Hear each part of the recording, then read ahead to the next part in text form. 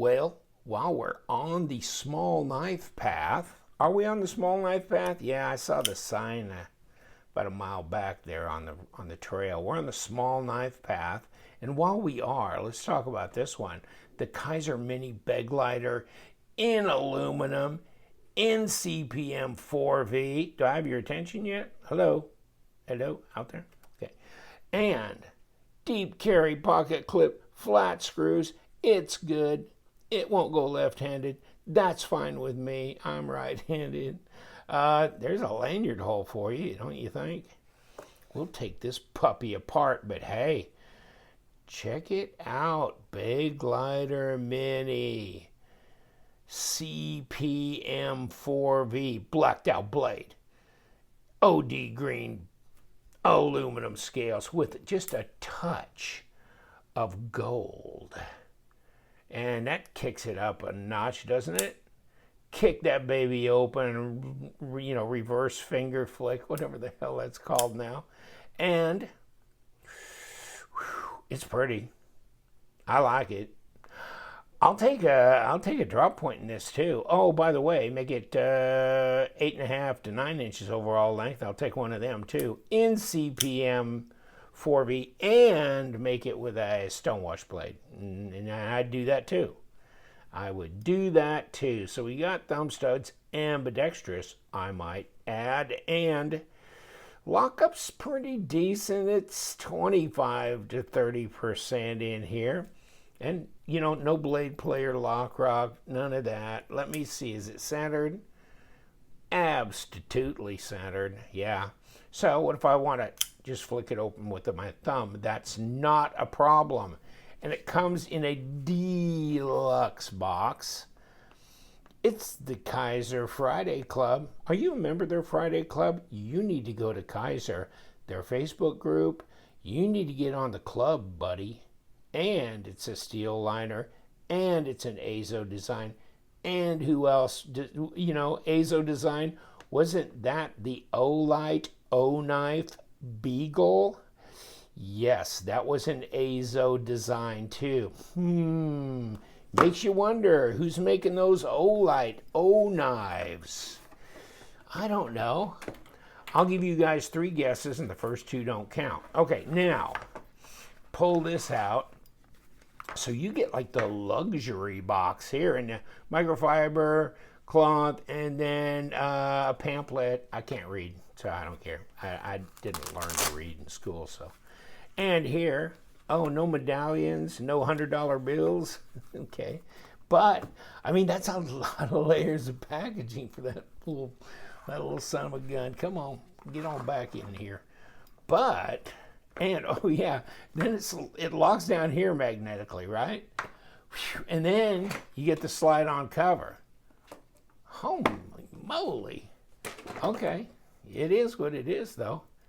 And we will disassemblize this. Oh, by the way, it's a Kizer official exclusive. Yes, it is. Save 44 bucks, why don't you? And follow my link because I think... they're in stock, yeah. And check them out, though. I'm going to have a link there for all the Kizer Dealer, find a Kizer Dealer thing. They asked me to put that in on my thing because I was saying, is there anything, you want me to tell the people about Kizer? I mean, specifically about this holiday season sales and stuff. And, yeah, they got sales going on. So you probably already know that. I'm a little laid out with this, but... yes, CPM-4V and 6.61 overall length, under a 3-inch blade. So where's my baby? My baby Banter. So yes, it's bigger than the baby Banter, so take a deep breath there, you're fine. Here's another one. How about the Civivi bow? Now they should be about the same. They're close. They're close. I think that Civivi bow is like 6 5/8 inches overall length. Let's see what this is. About the same blade length as the bow right there, okay? And it's 75 millimeters, yeah, and 2 7/8 Yeah, there you go.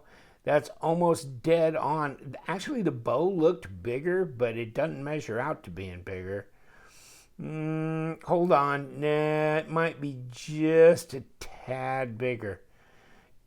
Just a tad, just a skosh, but not much. Okay. And how fat is it in your pocket if you're going to carry this dog? 0.46. That's the same as Frosty. Where are you, Frosty? My Arctic Storm Wonder. And I think it's the same. Yeah. Okay. But so, I mean, if you want kind of a little comparison, yeah.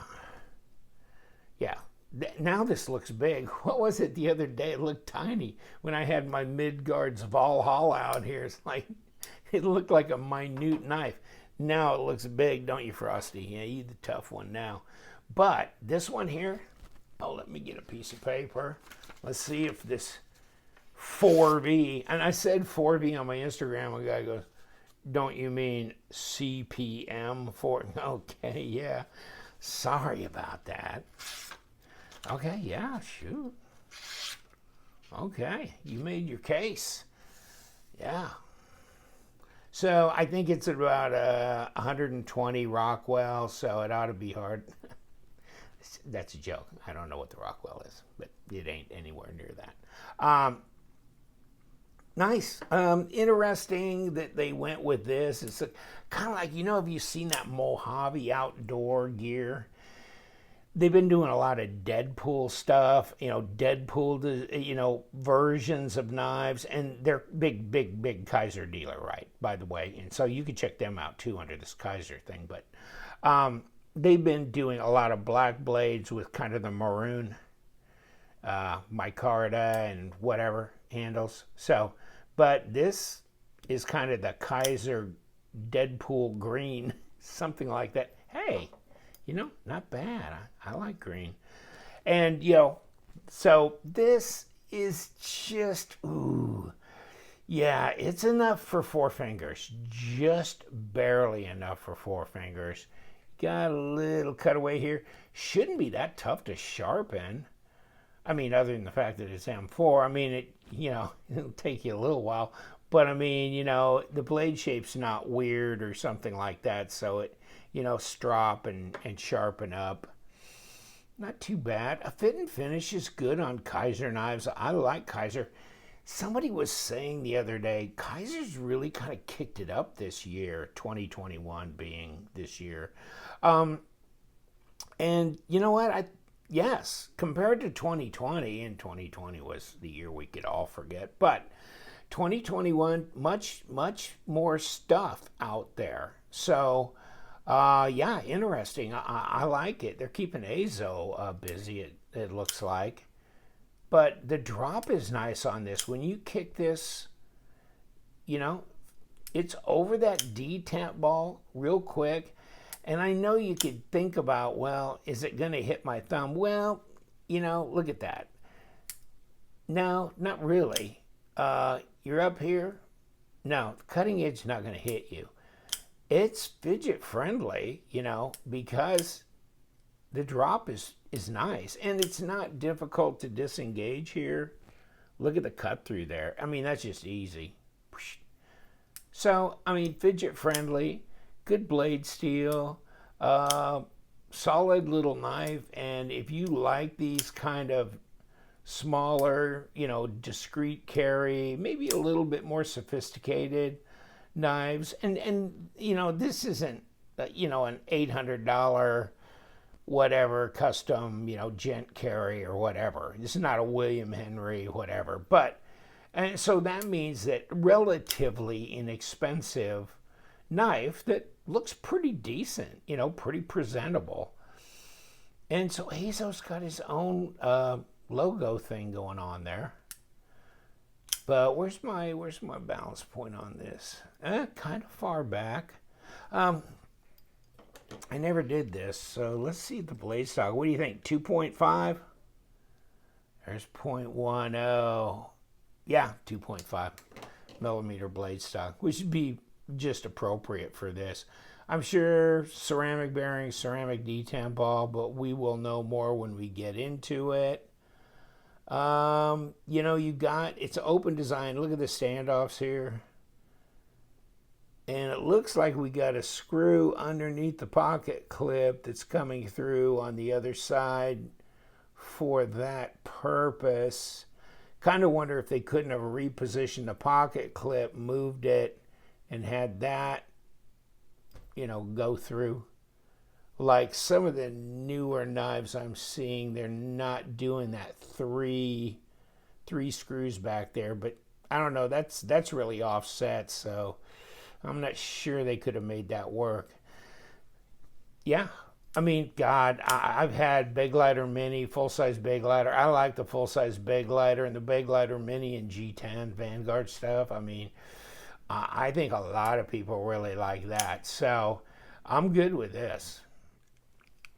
All right. All right, here we go. And where we end up, nobody knows. But we got the surround out here and the pivot screw gone, so we didn't get hung up there. Let's see. Have we got number 6s? Yeah, these are number 6s. That may be something. I don't know. I'm going to have to see more models from Kizer to see if they're going to kick over to number 8 body screws or not. You know, Sencut has, Civivi has, we have, Renive, Kubi, I think CJRB, you know, that kind of thing, have kicked over to number 8 body screws. Some of them have stayed with number 6 for the pocket clip, which I understand. Okay. Oh, yeah, see, and underneath here, see, so this is, you got to remove the pocket clip to get this screw out of here. So sometimes I'd be lazy and just take the whole damn thing, but I can't because I got to get to this screw under here. And so these are the screws, and let them drop, I guess. What the hell? I'm thinking, are those the same size? No, the one on the end is shorter. Well, let's try and segregate these out. Okay, so here's our log bar side of aluminium. And what do we got here? Okay, we're good. This probably ought to come right off pretty easy. And there it is.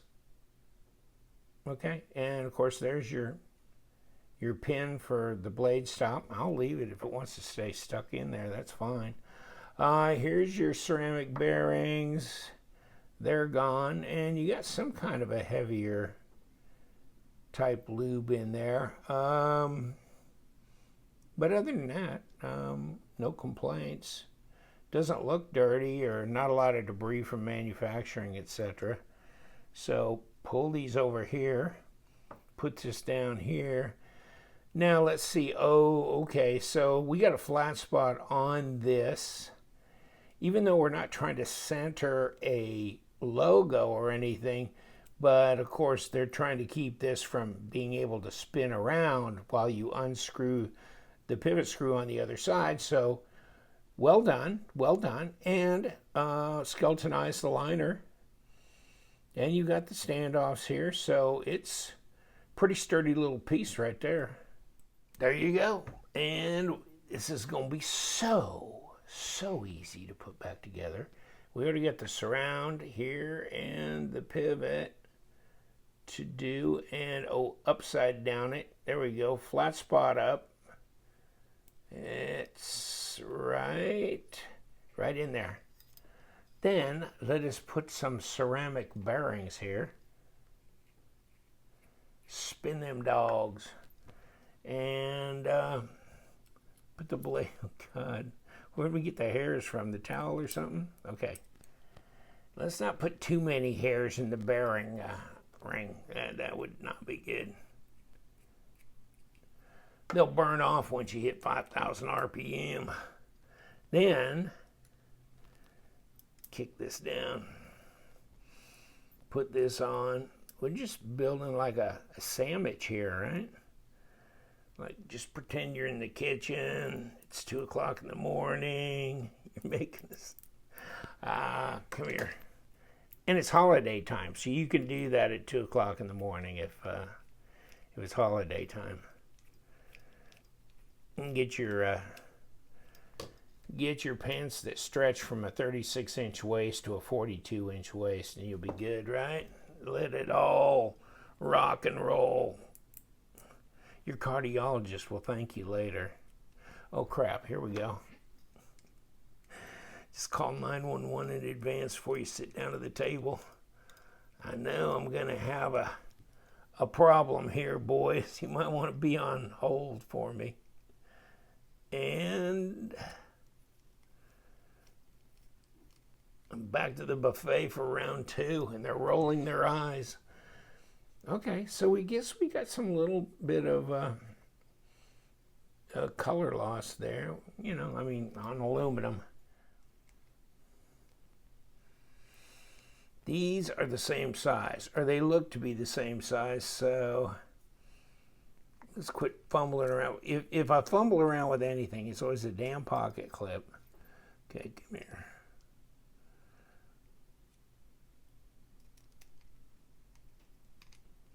Okay. Are you done? How about you? You done? Thank you. Thank you. Are we centered? Yeah, it looks like it. What are we going to do? Well, that's nice. Okay. We're centered, but do we have any play? No. Hey, we're good. Man, that box is tall.